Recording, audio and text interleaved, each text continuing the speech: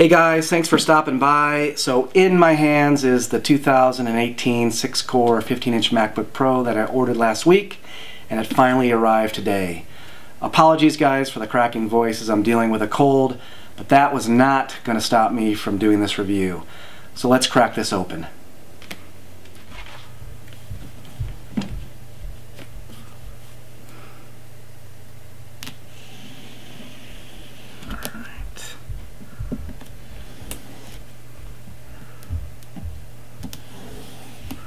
So I chose the space gray model because I think it looks awesome.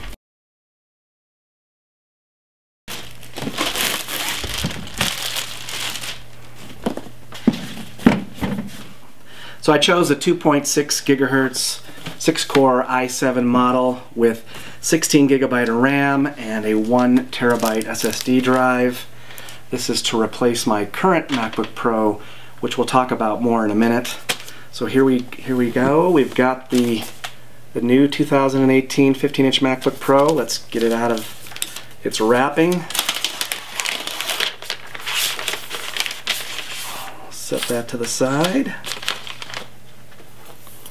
And every MacBook Pro that you buy now boots up when you open the lid. And in the box, of course, you have the usual suspects, the charging cable, the standard Apple literature, if I can get it out of the box. And do we still have the stickers? And you still get the Apple stickers. macOS contains a built-in screen reader called VoiceOver. And of course you've got the charging adapter. Most of the comparisons I've seen have been between the 2018 MacBook Pro and the previous generation, but I did some research and the reality is most people don't upgrade every year.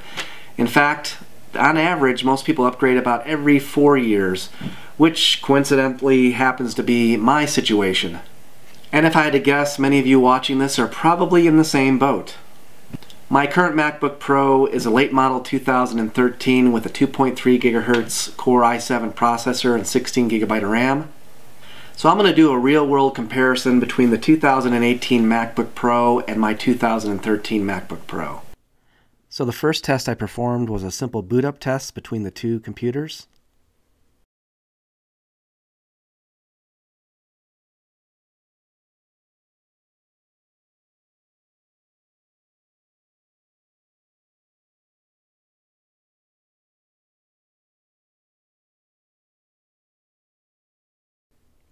And the 2018 MacBook Pro took 19.11 seconds to boot.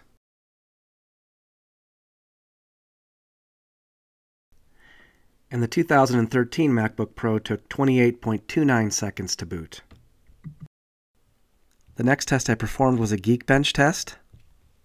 The 2013 MacBook Pro had a single core score of 4119 and a multi-core score of 14,303.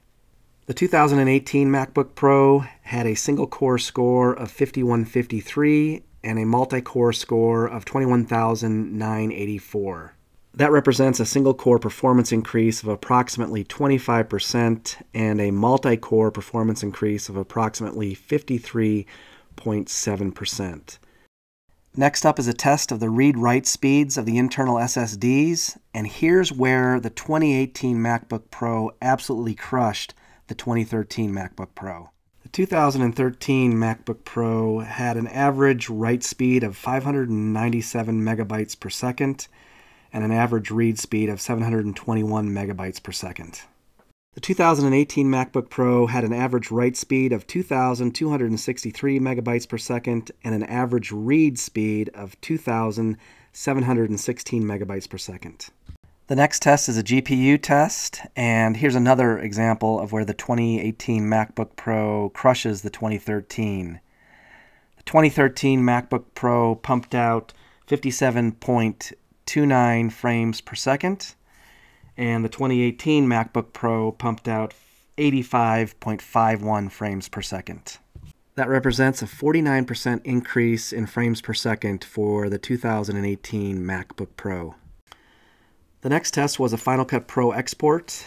I used a 12-minute movie at 1080p exported at H.264 The 2013 MacBook Pro completed the export in 3 minutes and 27 seconds, and the 2018 MacBook Pro completed the export in 2 minutes and 16 seconds. So the final test is of the speakers, and for me this was the most profound, but I'll let the speakers speak for themselves. I did this at full volume and did not adjust the volume at all during the rendering.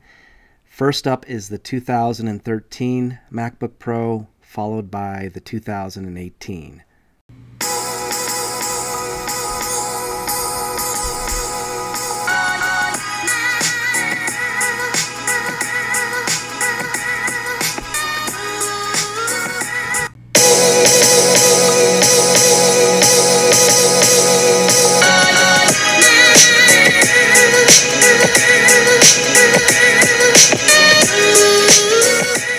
So guys, that's my review and comparison of the 2018 MacBook Pro. If you like this video, smash that like button.